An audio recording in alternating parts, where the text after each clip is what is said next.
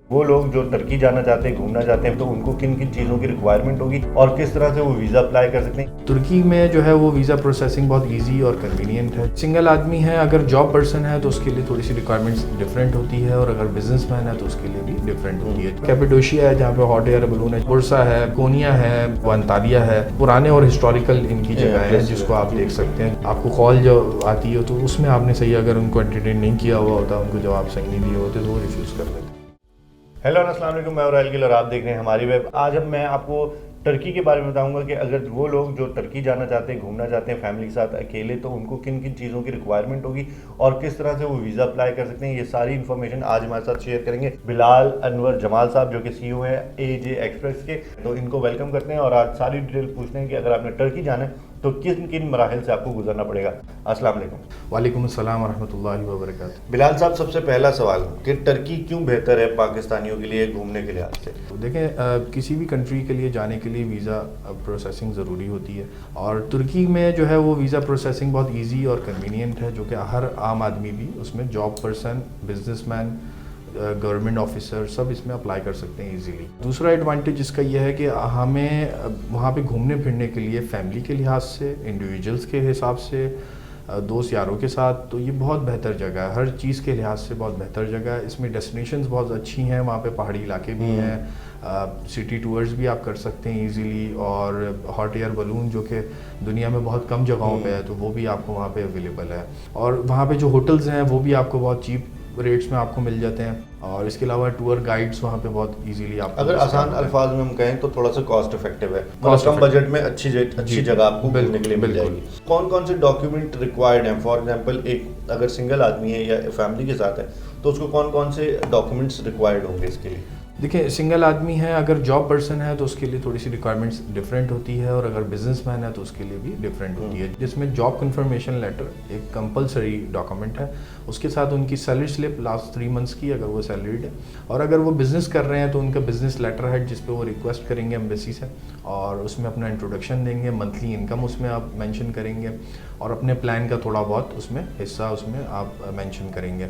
इसके अलावा जो है वो लास्ट 6 मंथ की, वैसे तो लास्ट 3 मंथ्स की बैंक स्टेटमेंट एम्बेसी की रिक्वायरमेंट है, कॉन्सुलेट और एम्बेसी की, लेकिन हम कोशिश करते हैं कि लास्ट 6 मंथ में थोड़ा सा एक सामने ट्रांजेक्शन्स का एक वो आ जाता है सामने, तो आप लास्ट 6 मंथ की जमा कराएं, या हमारा अपना जो है वो एक आपके लिए मशवरा है। इसके अलावा जो है वो 2x2 white background matte finish में पिक्चर होती है उनकी, CNIC फोटोकॉपी और पासपोर्ट ओरिजिनल सबमिट होता है फॉर 15 to 17 डेज अप्रॉक्स अभी लग रहे हैं आजकल। फैमिली रजिस्ट्रेशन सर्टिफिकेट जो कि नादरा से इशू होता है, अगर आप मैरिड हैं तो आपके स्पाउस के साथ होगा और आपके बच्चों के साथ होगा, इमीडिएट फैमिली जिसको कहते हैं, और अगर आप सिंगल हैं तो आपके पेरेंट्स और आपके सिबलिंग्स के साथ फैमिली ट्री पता चलती है, फैमिली ट्राइज पता चलते हैं, वापस आने की आपकी वजह होती है। फैमिली में बच्चों के बेफॉर्म्स लग जाते हैं, बच्चों की स्कूल की जो है वो कोई चालान उनका जो फ़ी चालान होता है, या उनका स्कूल का कार्ड उसमें, या कॉलेज का कार्ड उसमें, ये सारी मजमूई तौर पे ये सारे डॉक्यूमेंट्स आपके लगते हैं,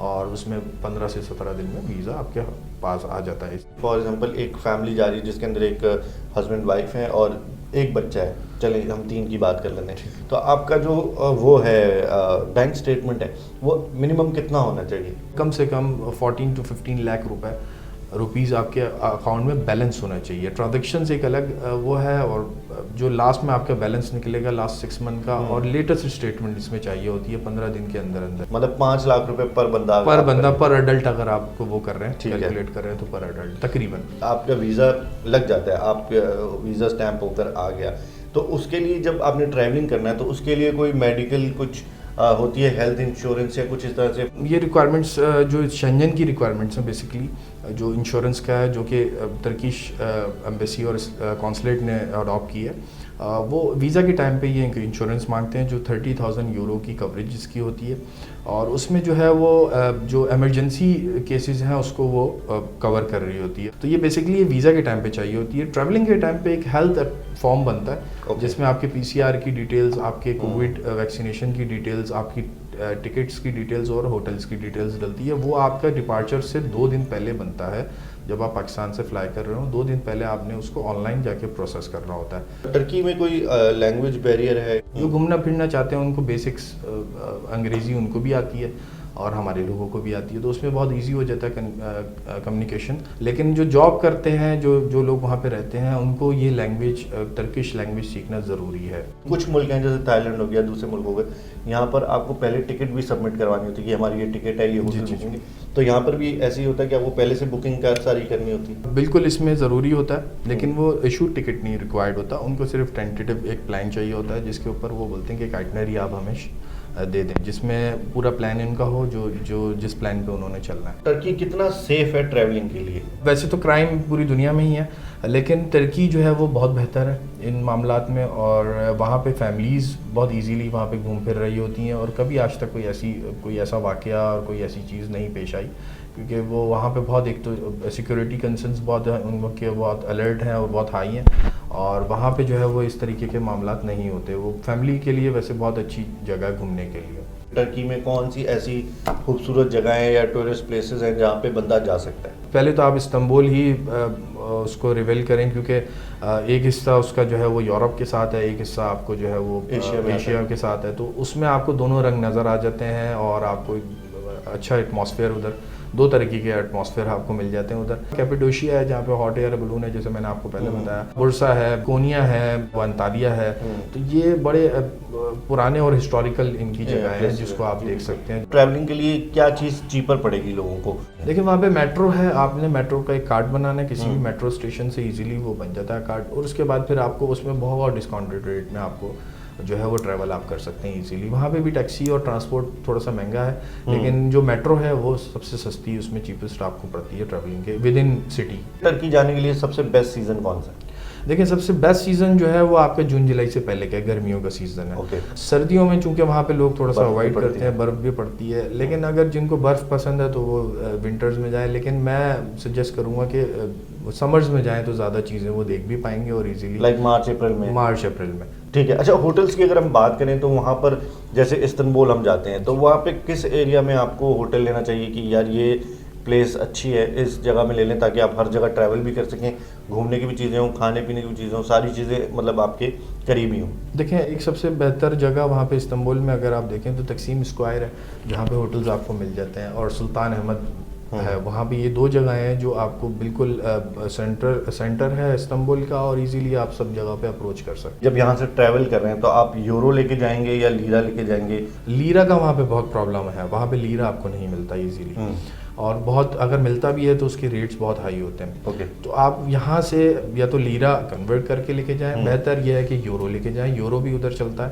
तो यूरो लेके जाएं, तो उसमें आप मेरी सजेशन यूरो की तरफ है। तुर्की के पाकिस्तानियों के लिए वीज़ा, एक तो अगर रिफ्यूज़ होता है तो उसका रेशो क्या है, दूसरा रिफ्यूज़ होने का रीज़न क्या है? सबसे पहले आपकी डॉक्यूमेंटेशन जो है वो प्रॉपर होनी चाहिए। आपकी जो जॉब लेटर है, आपके जो कवरिंग लेटर है, कवरिंग लेटर जो है वो बड़ा इम्प्रेसिव होना चाहिए, क्योंकि वीज़ा ऑफिसर सबसे पहले कवरिंग लेटर ही इसको रीड करता है, और उसी में ही सारी समझ लें कि एक तरीके से पूरी केस की समरी होती है, और वहाँ पे जो है वो कौन से होटल में रह रहे हैं, कौन सी डेट्स हैं आपकी, किस किस जगह जाएंगे, तो वो ये सारी चीज़ें आपका होना चाहिए। इसके अलावा जो है वो रिफ्यूज़ल की जो वजह आती है वो आती है आपके जो इंटरव्यू कॉल होती है आफ्टर द सबमिशन, 1 से 2 दिन में वो आपको कॉल करते हैं कॉन्सुलेट या एम्बेसी, तो वो आपको जो है वो आपके काम के बारे में या आपके पर्सनल उसके बारे में जिन पे उनको तहफ़्फ़ुज़ात होते हैं, उस पर वो आपसे सवाल करते हैं। अगर आपने उसको सही से आपने जवाब दे दिया और रिस्पांस कर दिया, या आपकी कंपनी ने, अगर आप जॉब कर रहे हैं तो आपकी कंपनी में कॉल आती है, तो वो जॉब कन्फर्मेशन कर रहे होते हैं। यहाँ तक कि कभी कभार वो बैंक में भी कॉल कर लेते हैं, तो वो कभी बैलेंस पूछने के लिए, तो ये सारी चीज़ें होती हैं रिफ्यूज़ल की वजह, कि अगर आप इंटरव्यू के ऊपर जो है, या आपके डॉक्यूमेंट्स कम, मतलब उसमें कोई अमाउंट जो है वो कम है, और दूसरी वजह जो है वो रिफ्यूज़ल की जैसे वजह होती है, आपको कॉल जो आती है तो उसमें आपने सही अगर उनको एंटरटेन नहीं किया हुआ होता, उनको जवाब सही नहीं दिए होते, तो वो रिफ्यूज़ करते हैं। मतलब रिफ्यूज़ होगा तो आपकी खुद की गलती से ही होगा? ज़्यादातर खुद की गलती से होता है, तो कोशिश ये करें कि सिंगल लोग ना करें अप्लाई, फैमिली के साथ अप्लाई करें, तो वो ज़्यादा इसमें रेशो है फैमिली के साथ आने का। Thank you so much Bilal साहब, आपने इतनी सारी इन्फॉर्मेशन हमारे साथ शेयर की, और जितने लोग टर्की जाना चाहते हैं उम्मीद करता हूँ कि उनके लिए भी बहुत इन्फॉर्मेटिव वीडियो की। Thank you so much. Thank you. इसी के साथ आज की वीडियो यहाँ पे हम ख़त्म करते हैं, और तमाम देखने वालों को जो घूमने जाना चाहते हैं टर्की में, उनके लिए इस वीडियो में तमाम डिटेल्स हैं कि वो कहाँ जाके घूम सकते हैं, क्या कर सकते हैं, किस तरह से वीज़ा लगा सकते हैं। लेकिन फिर भी अगर आपके पास कोई इंक्वायरी हो या आप कुछ पूछना चाहते हैं, कुछ क्वेरीज हो, तो आप AJ एक्सप्रेस पे उनकी वेबसाइट पे जाके, उनके फेसबुक पे जाके उनसे पूछ सकते हैं, उनसे कांटेक्ट कर सकते हैं, और वो आपको बिल्कुल प्रॉपर गाइड करेंगे। इसी के साथ मुझे इजाज़त दीजिए, लेकिन जाने से पहले आप हमारी web.com को लाइक कर सकते हैं, सब्सक्राइब कर सकते हैं, शेयर कर सकते हैं। मैं हूं राहिल गिल। खुदा हाफिज़।